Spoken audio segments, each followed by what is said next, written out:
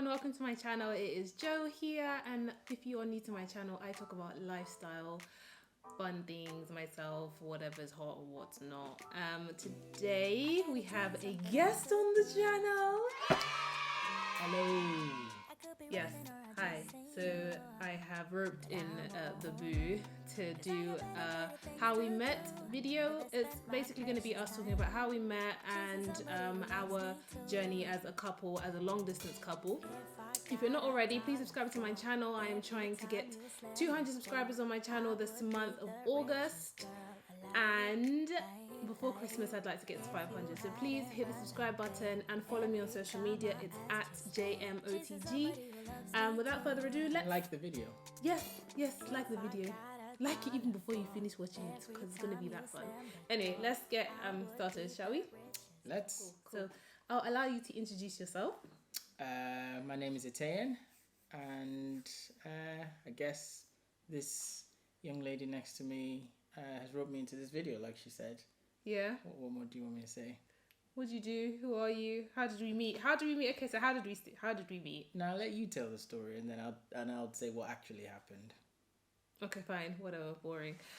So Etienne and I met in secondary school in Nigeria. I say met. We didn't meet. I saw him there for the first time. We attended the same secondary school. Although he was a few years my senior, I knew of him at school. We never really spoke, but I just remembered him as the guy with the massive tan Tims, because and that was back in 2004. Mm-hmm. That would have been 2004.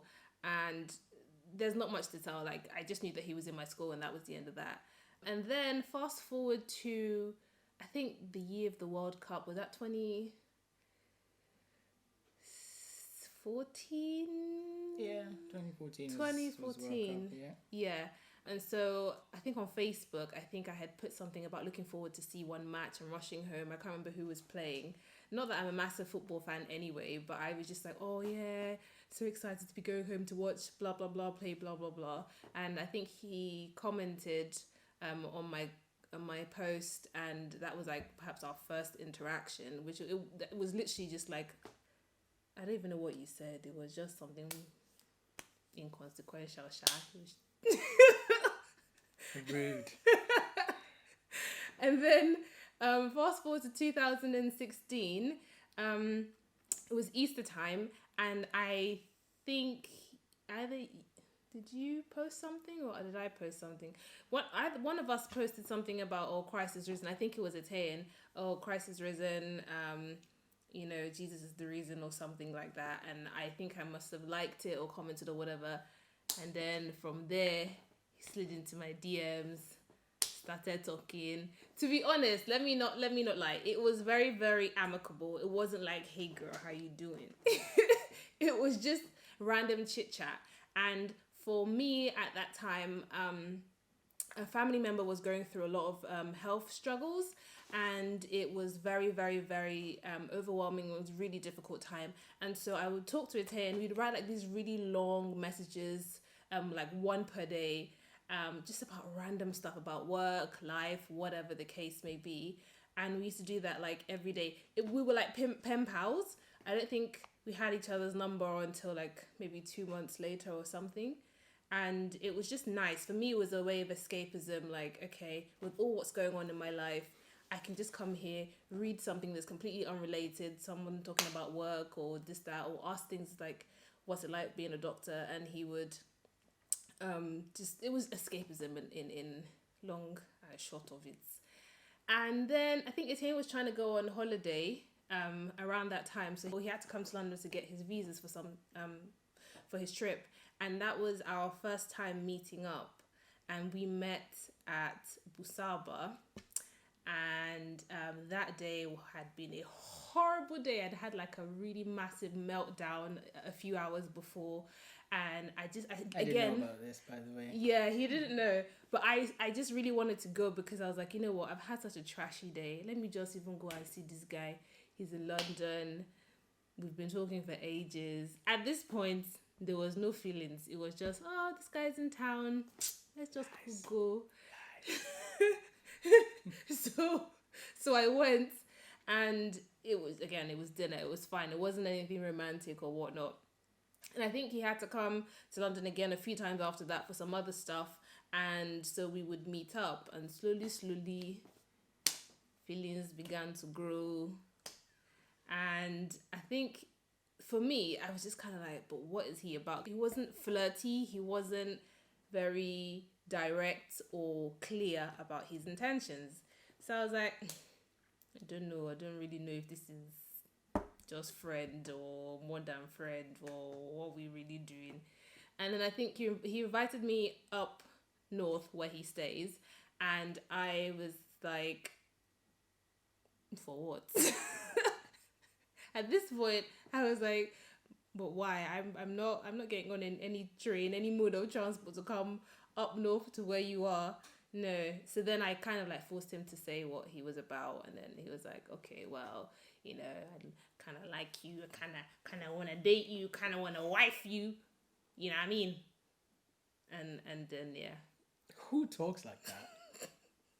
And that's the end of the story. So then I came up north, spent the weekend, met his... Not in my flat. Yeah, okay, fine, not in his flat. Yeah, he put me up in a hotel. I mean, because I was like, I'm not doing this long distance booty call, excuse me. Anyway, so I think in that weekend I got to, I guess, know him a bit better, meet his church friends, and from there I kind of felt like, yep, I think this is the right person for me. And we'd also spoken about like being intentional about whoever we date next. So that kind of, in a sense, it was weird because accepting agreeing to date Etienne kind of was like accepting to marry him. So it was a lot, like, to begin with. It was like, if I say I want to date you, that means I'm technically saying I want to marry you. And it was kind of a lot up front, but I just felt like in my spirit, I felt like the main thing was about relinquishing control, because I was like, are we really going to work out? Does that mean I'm really going to marry him? Is that, oh my God. But then I just kind of had a word in my spirit that like, you can't control everything, and let me take control. And the battery's about to die, so I'm going to switch the battery and then we'll hear from it here inside. Anyway, that was me and my side of the story. Over to you. To be fair, that was actually fairly accurate. So our first interaction was, like you said, well, not really an interaction. First kind of knowing about each other was in Nigeria in secondary school.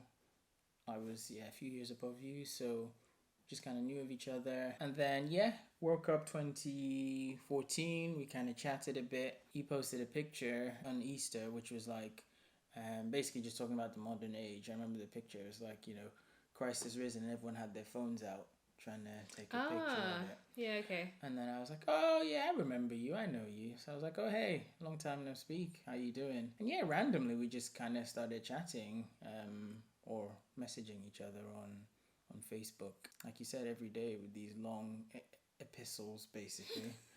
And but like you said, I didn't go into it thinking, oh yeah, here's this girl that I'm trying to get out. Like, having a pen pal at whatever age it was, which was really weird, a Facebook pen pal. But you don't write to me on Facebook anymore.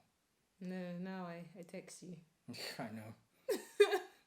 I'm not sure which is better. I think waiting one day to have that. Anyway, I was dropping hints anyway that you clearly weren't picking up, because I was asking you, oh, have you got a man?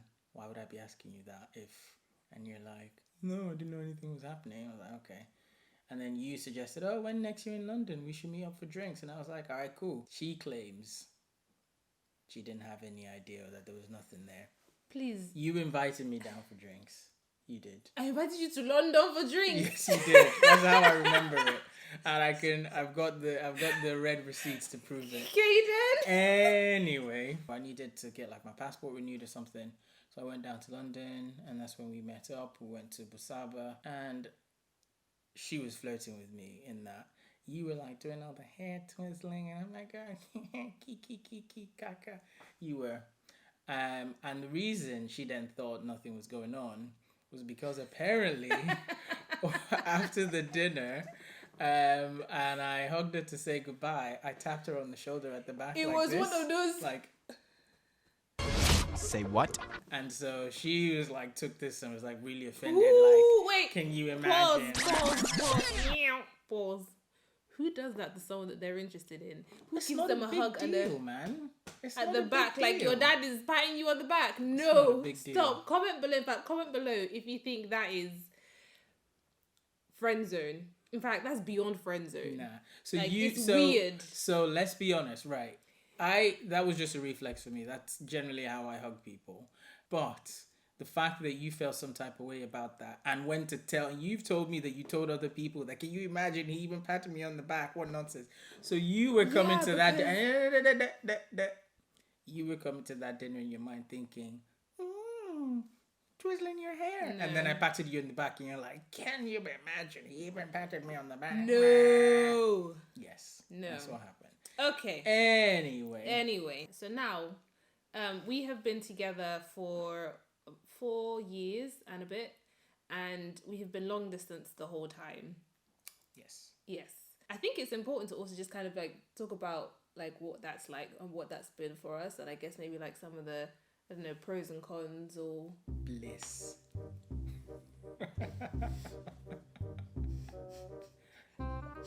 I cracked it, boys. We cracked it. yeah, rude. Okay, so what number one would be space, right?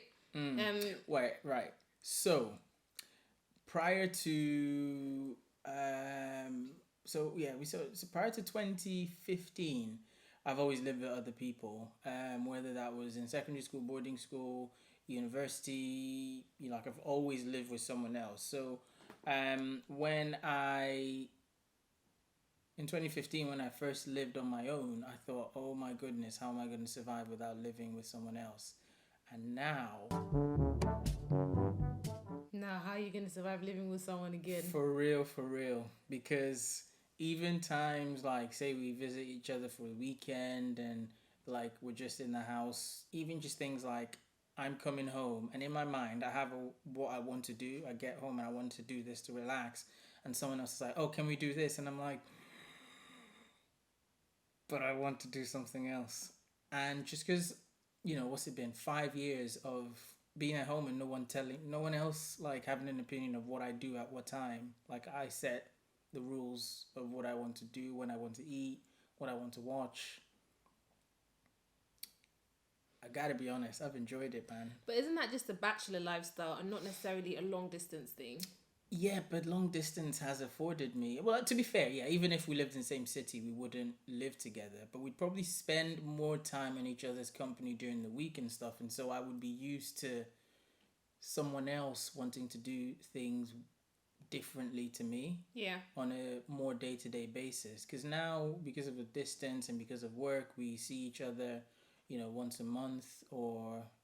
sometimes twice a month. If we're lucky. Yeah, but generally once a month, just between work and shifts and what have you, and travel, etc. So even with that, it's not really been... I haven't really needed to adapt, and just the few times when that is there, I'm just like, just breathe. It's fine. It's just someone else having a different opinion and wanting to do something differently. So for me, space has been a big pro for living long distance, and it's going to be interesting when you're in my hair and on my case every blimmin' day. Okay, don't hide how you really feel. No, not hiding anything. I think another thing for I think for both of us really is our careers. So in the space of our relationship, I've had, I think, 3 different jobs. I've lived in Newcastle. Well, in the same sphere, but yeah. Well, yeah, in the same sphere. I've lived in Newcastle. I've moved back to London. I have got a job that means I work abroad every week. So I travel to Europe every week. You've also had to move to different hospitals since we've been dating. And I think And I don't think it's had an impact on our relationship at all, because we only really see each other over the weekend anyway. So that hasn't really impacted us whatsoever. So that's been good for us. I think if we lived in the same city, we wouldn't get to see each other quite as much. So for instance, when I used to work in Copenhagen, that's Monday to Thursday, we wouldn't get to spend any evenings together. But because we don't, that's been fine. It kind of has worked out for, like, like you said, you moved to Newcastle. Well, it doesn't really make a difference. You moved to Copenhagen, doesn't really make a difference to when we see each other. And Skype, Yeah. Duo, whatever, WhatsApp calls, they all, It all Tinternet helps. is our friend. Indeed. Okay, now so some of the downsides to being long distance. Go on. What's your first issue? I think you kind of mentioned it. Well, I've kind of mentioned it already. Is just not being able to adapt to someone else being in your space all the time. When that's more of a requirement for us to kind of be in and around each other all the time, that's going to take a lot more adaptation than if we had already kind of eased ourselves into it. So like you said, being Christians and, all of that, even if we lived in the same city, we weren't going to be living together. It's always going to be a thing for after marriage. And everyone says the first year or however many few months of marriage are always difficult, but essentially for the most part we've kind of lived separate lives in our day-to-day for the past 4 years, and so it's gonna be interesting when we are not living separate lives. So I think there's just not been that element of preparation as much as maybe some other people get who are maybe spending weekdays and all the time after work with each other. That'd be the first con that springs to mind. Yeah.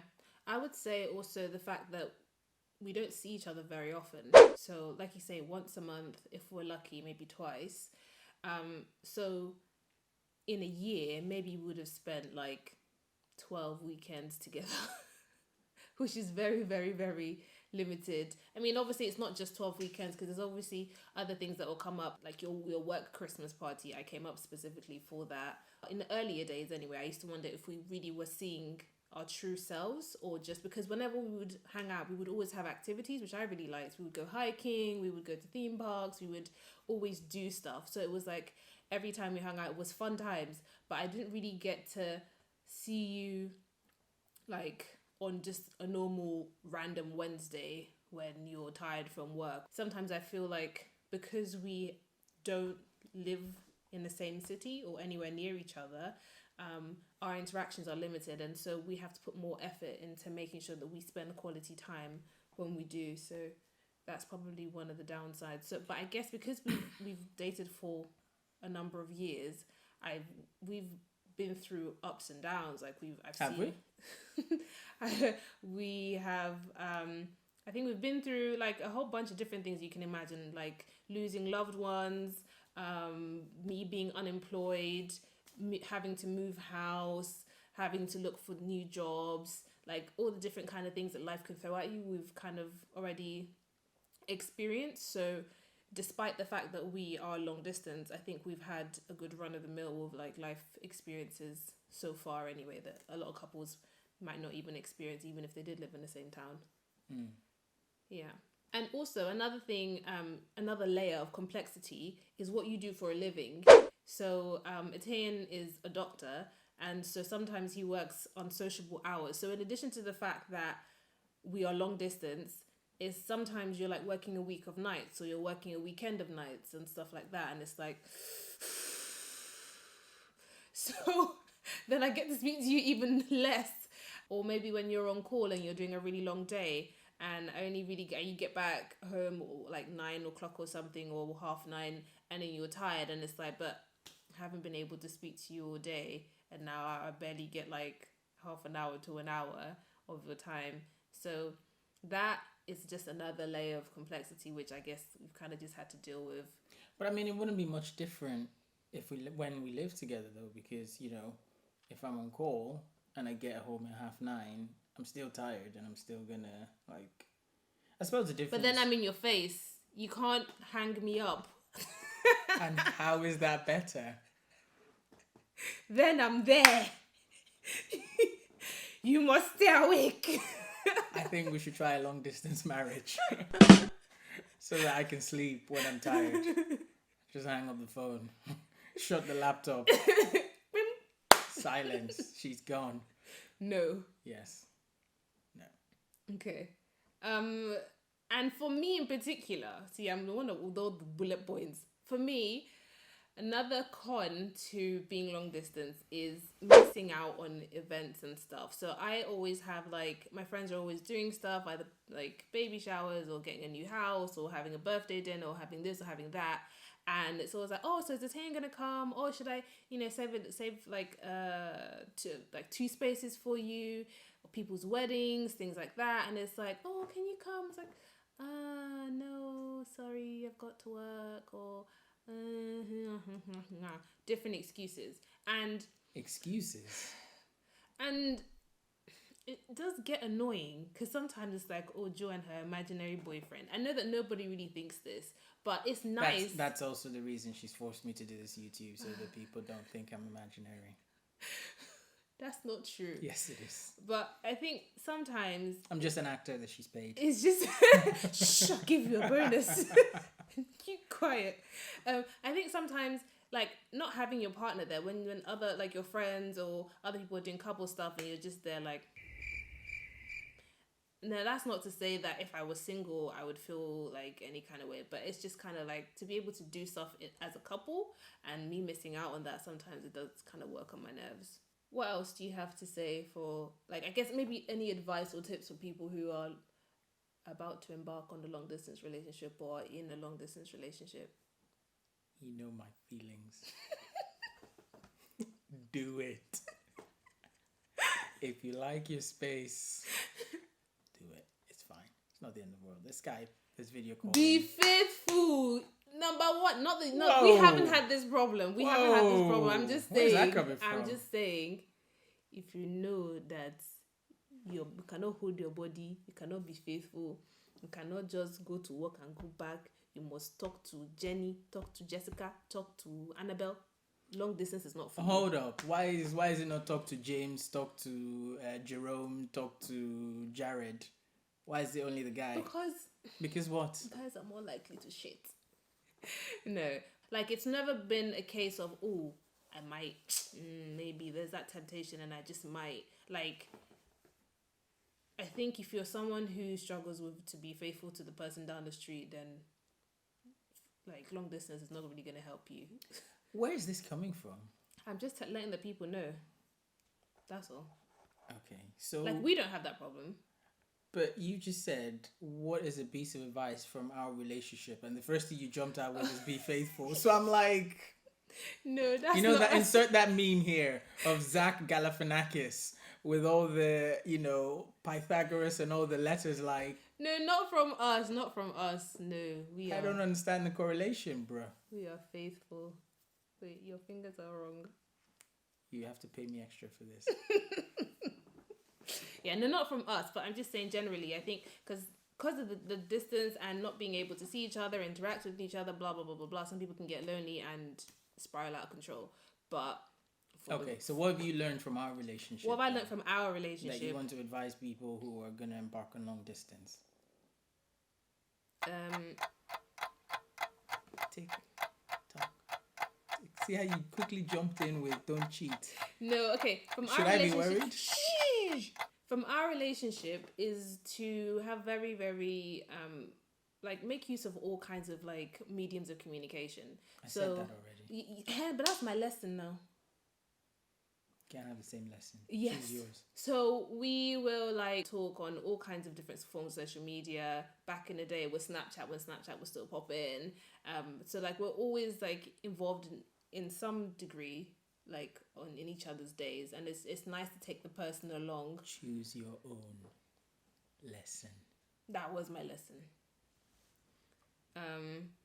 Yeah, that was my lesson. Like open lines of communication, different modes of communication, you know, when you get back home and you're having your catch up for the day and stuff, don't just say, oh, work was fine. It's nice to say, oh, work was fine. Remember, I used to always ask you, what was the highlight of your day? How many babies did you deliver? What was this? Because I want to know what your day was like. I don't want to hear, oh, it was fine. Did you deliver a boy or girl? I don't know. Like, how can you not know? Though? Like, if I don't remember, I'm not gonna make it up, am I? Yeah, take the person along with you so that they feel included in your day and your activity and stuff like that. It makes them feel closer. Well, I think kind of adding to that is just you need to, communication is important, particularly, well, you have to emphasize verbal communication because you can't really pick up on non-verbal stuff. And as such, you both need to learn to communicate things that you like and you don't like. Yeah. You get out what you put in, essentially. What's that old school computer language? Garbage in, garbage out. And on that note, it's time to wrap up this video. I hope you guys have enjoyed this video of me introducing Italian to you. If you want to see more of this kind of content, please do let me know. Comment down below. Hit the subscribe button. Help me reach my goal of getting 200 subscribers on my channel this month and 500 subscribers before Christmas. Follow me on all my socials. It's at JMOTG. And until next time, thank you very much for tuning in. See you in my next video. Bye, guys. Bye. Peace out. You're supposed to do it all the way to the thing. So I did. Edit that out.